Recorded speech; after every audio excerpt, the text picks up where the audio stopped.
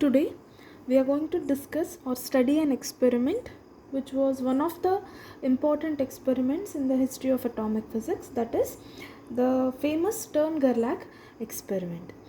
Actually, in the year 1921, Stern and Gerlach conducted this experiment. So Stern is the name of a scientist and Gerlach was another scientist.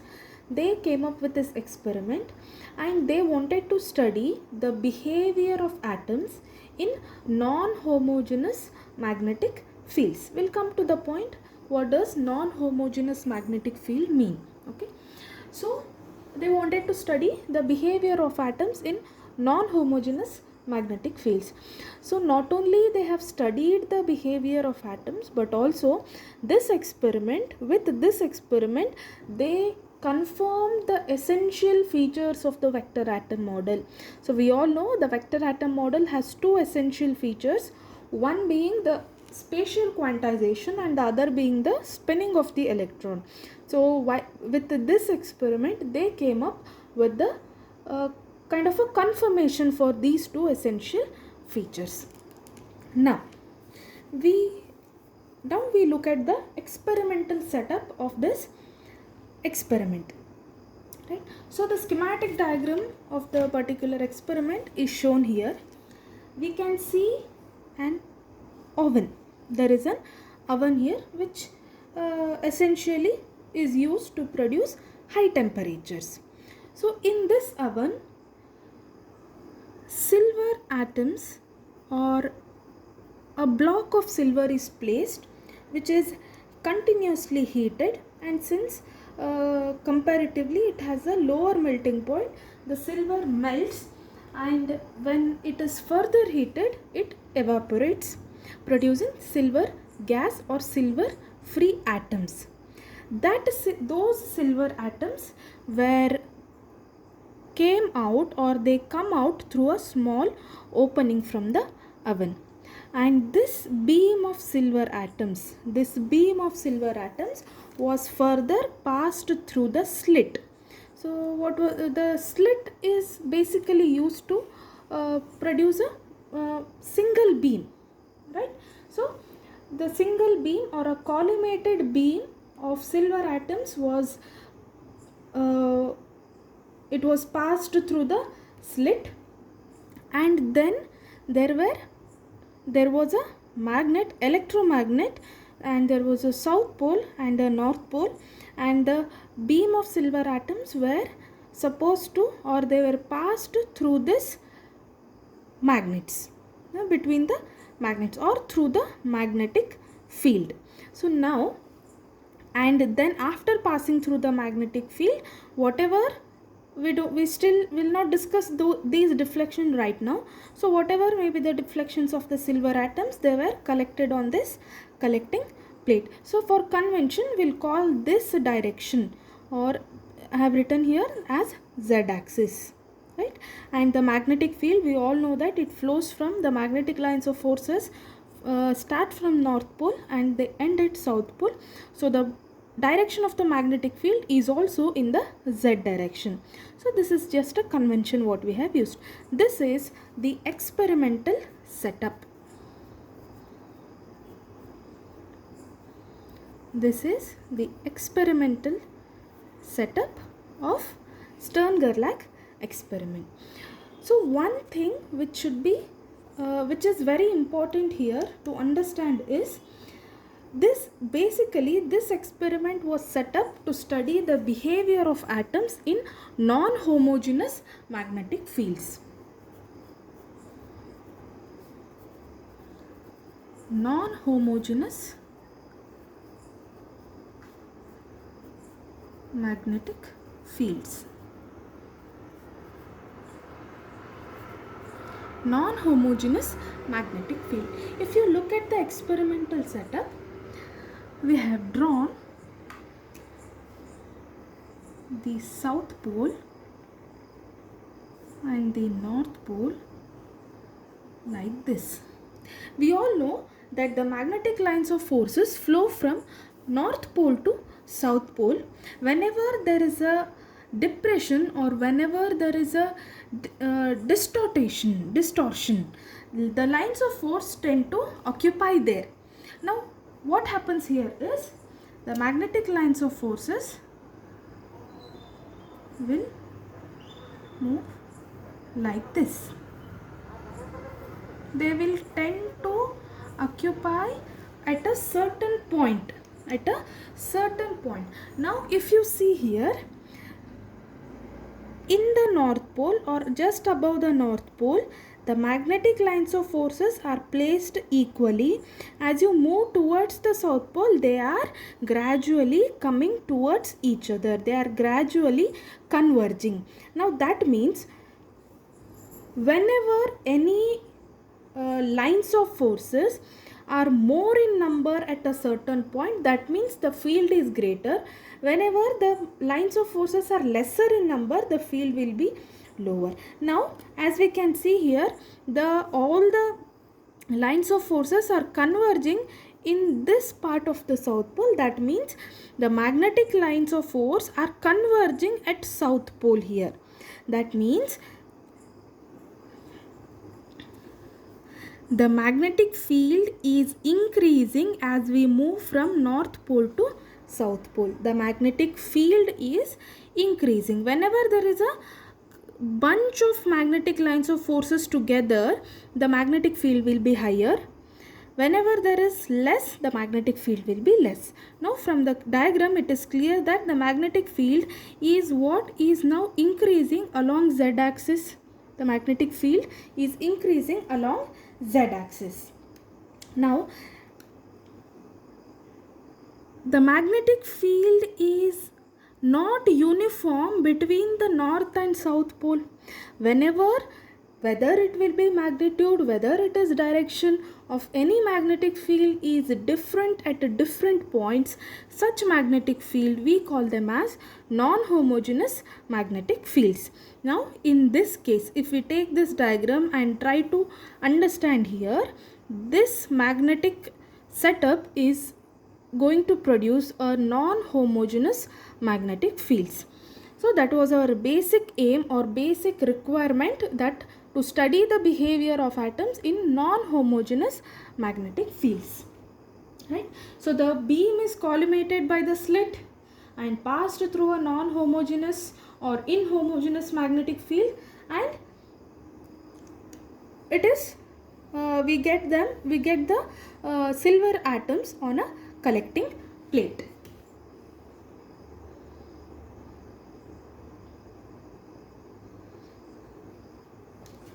Now we shall study what actually happens with those silver atoms. Right? In the non-homogeneous magnetic field, whenever the atom we all know that atom as a whole is neutral. Whenever an atom moves into the inhomogeneous magnetic fields, atom has its own atomic magnetic moment. You know that atom has a magnetic moment. This magnetic moment is due to two kinds of motion. One is the electron orbital motion, the electrons orbital motion, and the second one is the electrons spin motion. But during this experiment, this concept of spin motion of the electron was not yet discovered, we can say. It was not yet discovered. So we'll just assume that the magnetic moment in the atom is only due to the orbital motion of the electron. So how is it related with the magnetic moment? Electron is nothing but a negative charge.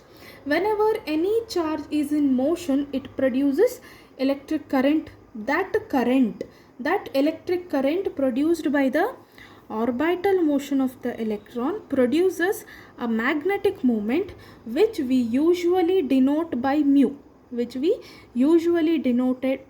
by mu, and this magnetic moment is produced due to the orbital motion of the electron. We'll call it as mu L. So whenever the silver atoms, neutral atoms having a magnetic moment mu L were passed through the inhomogeneous magnetic field. Whenever they are passed through the inhomogeneous magnetic field, one obvious consequence will be the magnetic moment of the atom will try to orient in the direction of the magnetic field. The magnetic moment of the atom will try to orient in the direction of the magnetic field, and since the magnetic field is inhomogeneous, it applies or it produces a force on those atoms. And they will have a translatory motion. They will have, not only they try to incline in the direction of the magnetic field, they will also have a translatory motion. So in the non-homogeneous fields, the force on the two poles obviously will not be equal, and this results in a translatory displacement of the atom as a whole. There will be a translatory displacement. See, whenever a force is acting, a higher force acts on a particle, obviously it is going to change its position. That is the nature of force. The force, obviously, whenever a force acts on a particle, it changes its position. So that is the translatory displacement and rotation of the magnetic moment in the direction of the applied magnetic field. So whenever this happens, there will be a potential energy. Of the magnetic dipole. What magnetic dipole we are considering here? The atom. The magnetic dipole here it refers to the atom. So the potential energy, I'll just write it as PE. The potential energy of any magnetic dipole. Obviously, magnets are dipoles. You cannot have north and south poles separately. It is a dipole. Two poles are there. One is north and the other one is south. The potential energy of a magnetic dipole placed in a magnetic field. Placed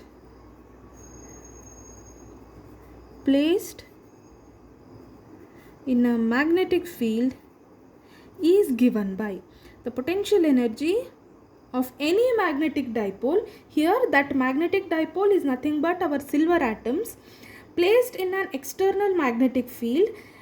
There will be a potential energy that is given by minus mu L dot B. Both are vectors. Mu L is what here? Mu L is the magnetic moment developed or magnetic moment due to the orbital motion of the electron. U is equal to minus mu L dot B.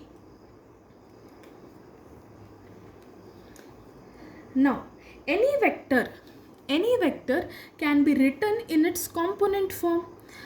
We can write vector mu L as mu Lx I cap plus mu Ly j cap plus mu Lz k cap.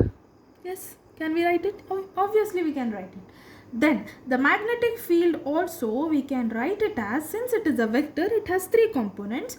We can write it as Bx into I cap plus By into j cap plus Bz into k cap. Right, we call this as equation number 1. Mu L will be equation number 2. B will be equation number 3.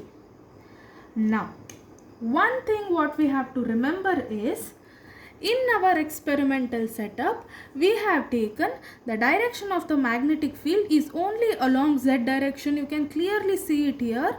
The magnetic field direction is only along z direction. That means the other two components of the magnetic field will be 0. So equation number 3 can be written as B is equal to Bz k cap. right? Now if I substitute these equation in the first equation, what I'll get? U is equal to minus, what is the value of mu L in its component form? It is mu L x I cap plus mu L y j cap plus mu L z k cap dot product of B. B is what here? Bz into k cap, since it is only along z direction. Bz into k cap. If I take the dot product of I into k is 0. The dot product of j into k is 0. Only the dot product of k into k exists. Now that will be minus mu Lz into Bz, k dot k is 1. So what will be our potential energy at the end? It is U is equal to minus mu L into Bz. Now when we got the potential energy,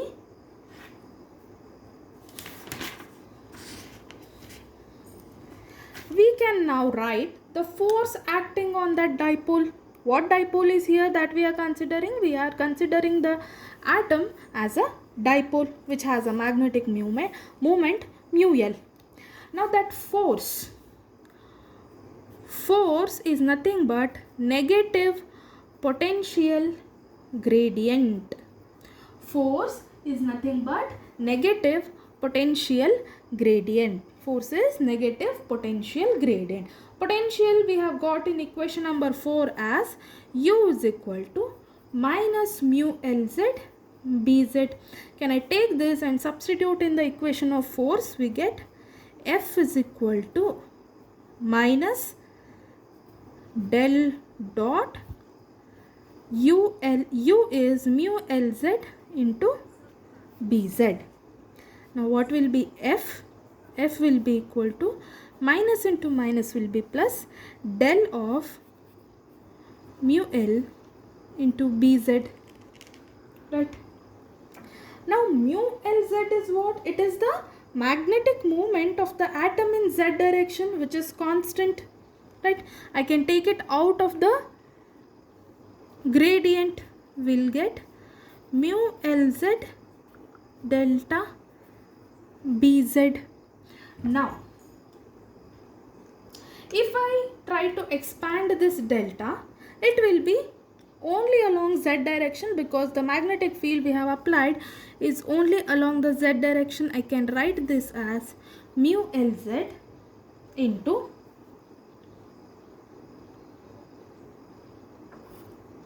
delta is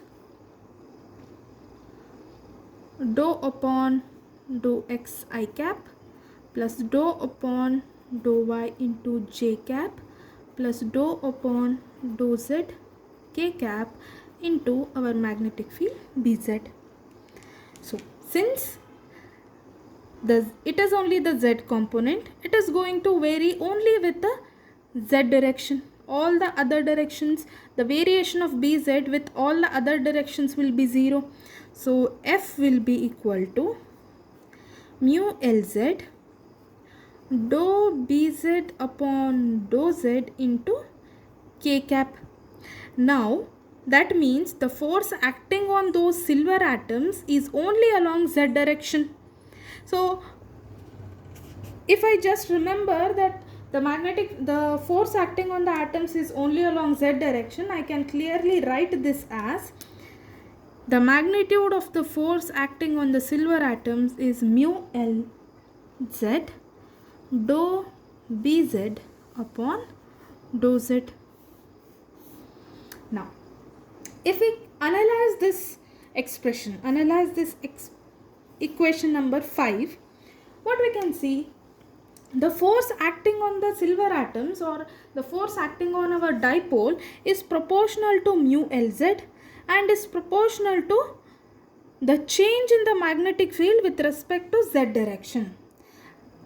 Our experimental setup is such that this value, the change in the magnetic field with respect to z direction, is a constant value. That means there is a constant change in the magnetic field.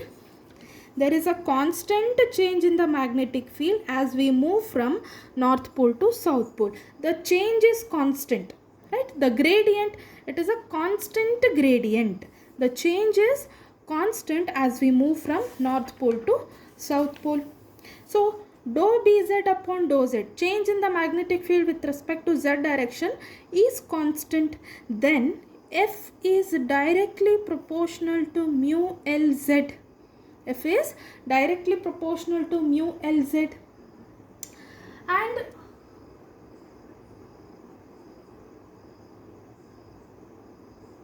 we know that from our elementary studies of physics, we know an equation of motion that goes like S is equal to ut plus half at square. S is equal to ut plus half at square. Now, if I compare these two equations, force is nothing but force is proportional to acceleration, and the displacement is also proportional to acceleration. That can I write force acting on those silver atoms, or the displacement of the silver atoms on the collecting plate.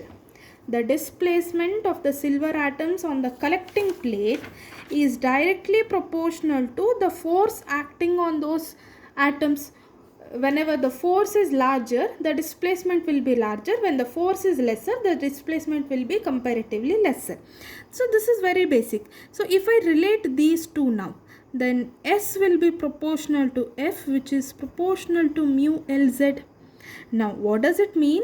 The displacement of the atoms,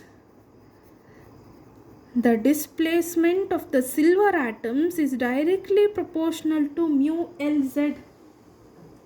The directly proportional to mu Lz. Now, this was the experiment and theoretical part of the Stern-Gerlach experiment. So in the next video or in the next session, we shall study the results and try to analyze it. Thank you.